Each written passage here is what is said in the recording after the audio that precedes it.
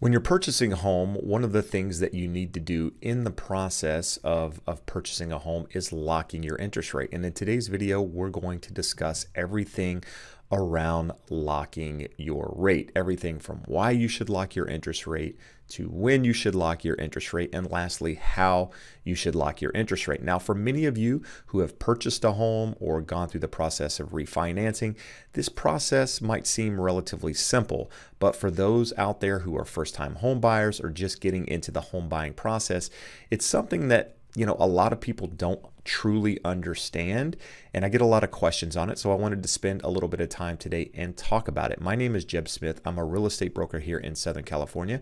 And in today's video, we're going to dive into interest rates, give you the information that you need to know to make you more educated and guide you through the real estate process. So do me a favor if you find the content valuable and hit that thumbs up. So today we're going to talk about rates. As I mentioned, why you should lock your interest rate.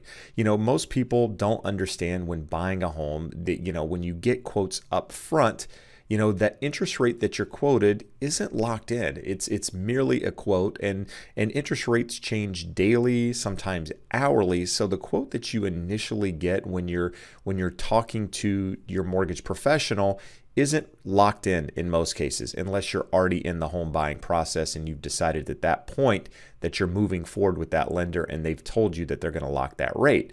So, interest rates are variable. They change, constantly. And so your interest rate isn't locked in until it's confirmed with the lender that you've decided to move forward with. So the first question is, why lock your interest rate? Well, you lock your rate to confirm what it's going to be, right? So that what you're getting quoted doesn't change. A lot of people out there, when initially going through the process of deciding on who they're going to use as their lender, will get a quote.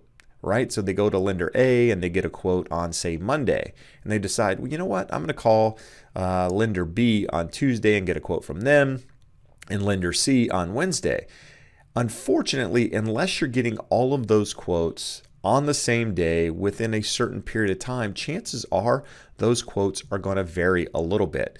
And so until you actually decide on the lender that you're moving forward with and have that conversation of locking your interest rate, there's a really good chance that interest rate could change. And that's why you want to go through the process of locking it. Now, keep in mind, you can't typically lock your interest rate until you've actually found the property that you're looking to purchase. So if you're in the home buying process and you're out talking to lenders and you're getting quotes, the interest rates that they're giving you now, there's a very good chance that those interest rates may change. They may go up a little bit, they may go down a little bit.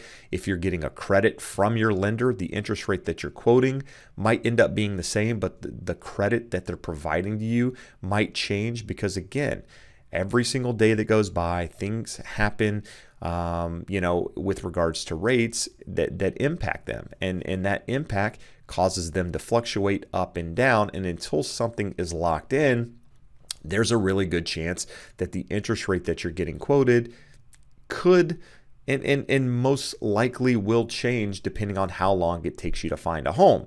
So, a lot of people were getting pre-approved back in, say, January and February.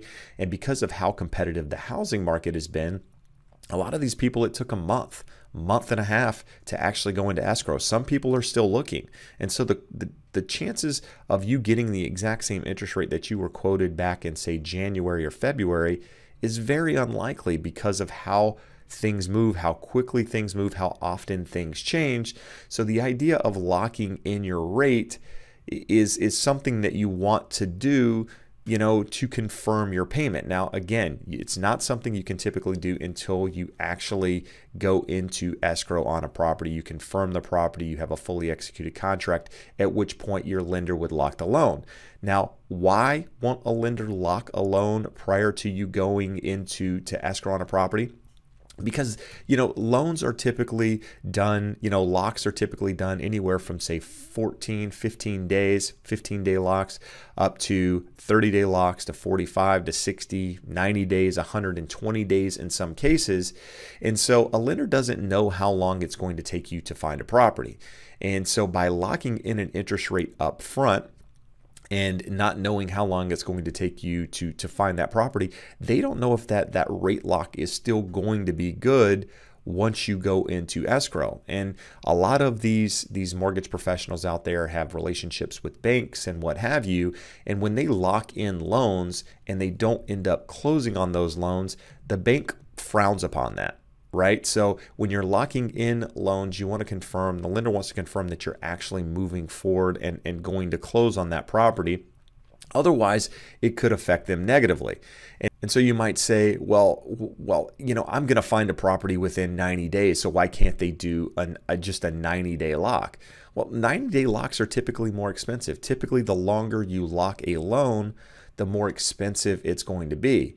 And so for your benefit, as a home buyer, typically speaking, you'd like, the shortest lock period possible, in the time that you can close, because it's likely going to be a better interest rate. And, when a lender locks a loan, if you extend past that rate lock, typically speaking, it's going to end up costing you money. And if it doesn't cost you money, it's going to end up costing the lender money in some cases. And in some cases, they're going to pass that back along to you. So, something to keep in mind there. And also understand that, even if you lock your loan and things change with regards to your purchase price, maybe things change with regards to the type of property you're buying, or maybe your credit score, your financial position, or whatever, that could impact your rate. So even though it's locked, it could impact your rate, and your rate may change based on the rates of that day, but it could be adjusted if things do change in your profile. So just keep that in mind when talking to your lender about your interest rate and going through that process. So that's why you should lock your rate. When should you lock your rate?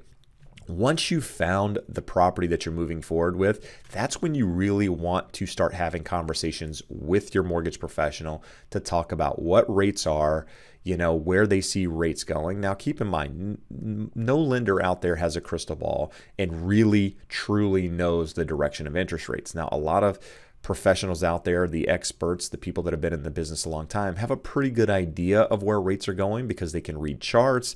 They pay for subscriptions of professionals that do this, day in and day out. And these professionals guide them and tell them when to lock loans, when to maybe let them float, and what have you. But what I would tell you as somebody that was a mortgage professional for over 10 years, someone that deals with this daily, when you talk to your lender, if you're comfortable with the payment and it makes sense to you, I would say lock the loan, right? Don't try to play the game of getting the best interest rate out there, because oftentimes rates, move up and you end up maybe taking a slightly higher rate, which means a slightly higher monthly payment. And if something changes in the market in that time, like for example, tomorrow there's a Fed funds meeting. If I were looking at loans today, and if I had a loan, whether I should lock it today or let it float, chances are I'd probably lock it, because I know that there's a risk that rates could potentially move up if something is said during that meeting. So it's kind of risk mitigation is when you should lock your loan. But use your mortgage professional to help guide you through that process, and take their advice. If they're telling you that you should lock the loan, then that's what I would do. If they're telling you that you should float the loan, which means not lock it and just kind of watch it on a daily basis, then you've got to trust that professional. But understand, that professional could end up being wrong. Just like any other profession out there, sometimes they're not 100% accurate in their advice. And so you just got to make sure that you're doing the right thing for you. So I would tell you, again, if you're comfortable with the payment, it makes sense to you, then locking the interest rate might be in your best interest. And lastly, how do you lock an interest rate? It's usually as simple as just having a conversation with your mortgage professional and telling them that you want to lock the loan. Now, what happens in the cases that your loan is locked and interest rates move down? Unfortunately, most lenders don't have a float down policy, so oftentimes you're not able to take advantage of those lower rates. Some do, so you might ask your lender when you're locking your loan if there's a float down option. But what you're really doing is trying to mitigate the risk, right? So if interest rates were to move up, if your interest rate is locked in, then you have nothing to worry about. And so having that conversation with your lender and locking, telling them that you want to lock your loan and having some sort of confirmation that it's locked is what will lock that loan. It's nothing you can do yourself. You can't go online and go on some website and push a button and lock your loan. It's typically done through your mortgage professional, either in writing or having a phone conversation, probably a phone conversation just to confirm where rates are and make sure, that they're locking it, and make sure you get proof that it's locked so that you don't have anything to worry about, with market movement adjustments and what have you. And the last thing I'll address, and this is a question that we get often, is can I lock a loan with multiple lenders? In theory, the answer is yes, you could. Should you? I would tell you no. I'm a real estate agent. I'm not a mortgage professional. I have no skin in the game when telling you this. You should find the expert that you want to work with when initially, get a couple of quotes, maybe from a bank, maybe from a mortgage broker, maybe from a credit union, and then decide who you want to work with. Right? I will tell you that the person quoting the best interest rate, the lowest fees, isn't always the best person to go with. Make sure you're working with a professional. How do you know they're a professional? Look at their experience. Look at how long they've been in the business. They have an NMLS ID number that's associated with them. There's a website where you can go type in their number and it shows you their job history. It shows you how long they've been in the business.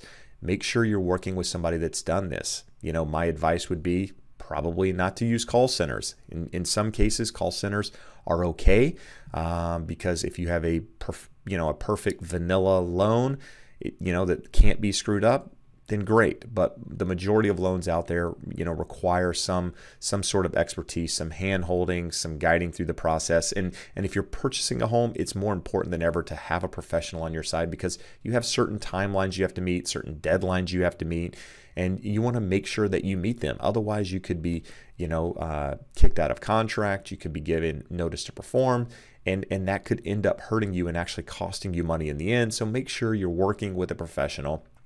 And that professional can guide you in locking your interest rates and what have you. But to get back to what I was saying about, can you lock an interest rate with multiple people and move forward with multiple people at the same time?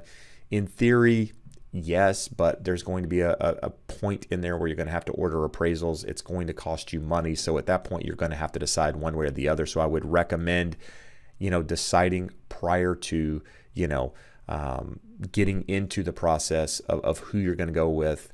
Make sure that you've picked that person so that when your offer gets accepted, you can give them the information and get things moving forward so you don't have any issues with regards to closing on time. So I realize I just threw a lot of information out there about interest rates.